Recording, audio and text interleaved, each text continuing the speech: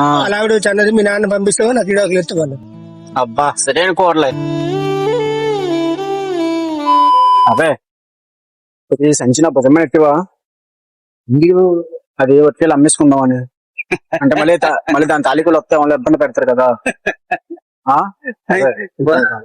భుజమే ఎట్టి బాబాయ్ ఏంటి మాటలు అదే అలా కాదు బాబాయ్ ఇప్పుడు నీది ఎత్తి భుజమేనా నీది నేనేటమాట తప్పు తప్పు అదే బాబా అలాగ అనకూడదా. ఏమైంది బాబాయ్ చాలా పొరపాటు అన్నమాట. దాంట్లో తప్పేముంది బాబాయ్ అనకూడదు. ఇది ఏం పనికి చెత్త పని ఇలాంటి కుర్రాడు చేస్తాడంటే ఎవడు నేమనుకోను. చెత్త పని ఇలాంటి కుర్రాడు చేస్తాడంటే ఎవడు నేమనుకోను. మీ మంది మాకు వెనక ముందు లేక ఎవరు లేక ఇలా దిక్కుమల్లో రోడ్లో తిరుగుతాను. ఎవరు లేరు. కొడుకున్నాడు పట్టించుకోడు.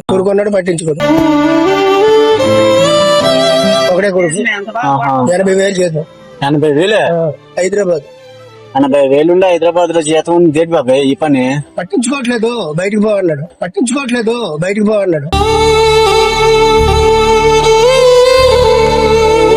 ఇంట్లో నిండా ఇంటికి తాళం వేస్తాడు.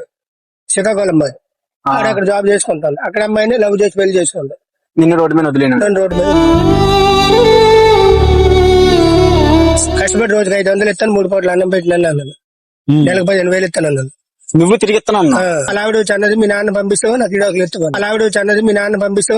ఎత్తుకోను. అబ్బా సరైన కూరలే. ఈడేమన్నాడు తెలుసు అప్పుడు నాకు 10 లక్షలు కట్నం ఇస్తామంటేనే నేను పెళ్లి డబ్బు కాసపడలేదు లవ్ చేసి పెళ్లి చేసుకున్నా. నిన్నే నొక్కాలి కానీ దాన్ని నొక్కలేను రాను. నాన్నకి బంగారం అంచున్న పట్టు పంచి ఒకటే. కుటుంబం కోసం ఎంత చేసినా తగిన గుర్తింపు తెచ్చుకోవడంలో నాన్నెందుకో పాపం బాగా వెనకబడ్డాడు. పిల్లల ఫీజులు ఖర్చులు ఉన్నాయి. అప్పుడప్పుడు ఇష్టమైన కూర అని చెప్పి పిల్లలు మొత్తం తినేస్తే ఆ పూటకి పచ్చడి మెతుకులతోనే ఇష్టంగా తినే నాన్న చాలా వెనకబడ్డాడు.